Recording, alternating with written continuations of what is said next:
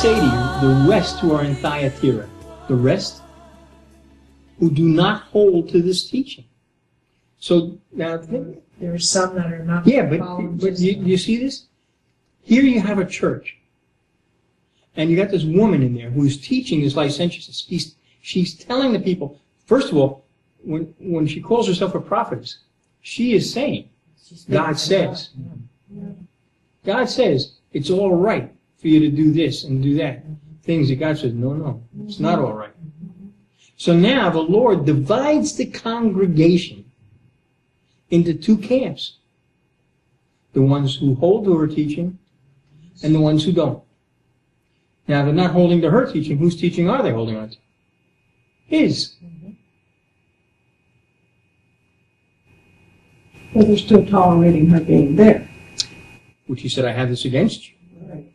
Right. But they're not holding her teaching.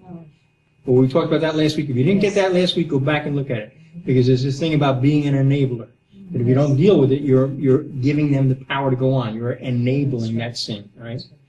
But the fact is that the Lord has divided this congregation into the Jezebelites and the non-Jezebelites, the hymns. Because remember the verse I read? He's a jealous God. Yes. Right? Yeah. Who have not known the deep things of Satan, as they call them. I place no other burden on them. The deep things of Satan. I want to read you another verse. But before I talk about, just get the concept, just think a minute. Deep. All right? Deep cries to deep. Deep calls. Well, it's not just the pit. Here, let me read this to you.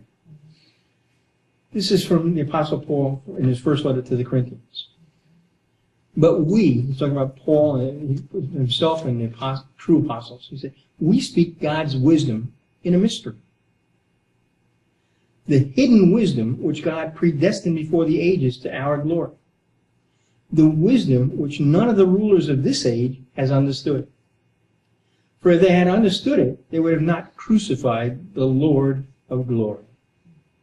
But just as it is written, things which eye has not seen and ear has not heard, and which have not entered the heart of man, all that God has prepared for those who love him.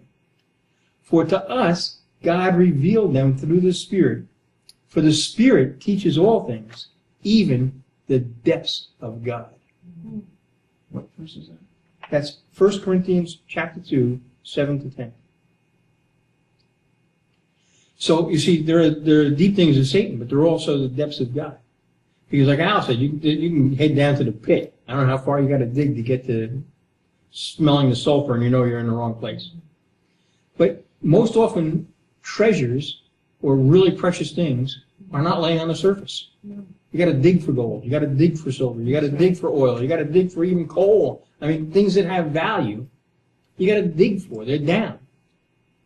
God expects us to make effort, to dig, right? To find the depths of God, but not the deep things of Satan. Now you get the deep things of Satan? Same thing. You dig for them. It doesn't, you know, you may think that when you're going out partying and drinking and dancing, you're not working. You're working. That's right. You're working. You are cultivating the things of the devil. Absolutely. Now, don't misunderstand me. I'm not saying that having a drink, a glass of wine, or I'm not going to sit here tonight and say that's it. It's the carousing. Okay, David danced before the Lord. I'm not going to be. I'm not. You know, there's drinking, there's dancing. There are things you know. Come on. But when you do those things, you are working at developing the wrong part of you, the wrong side of you. It's like we're supposed to diligently seek the Lord, right? Because He's a rewarder of those who diligently seek Him.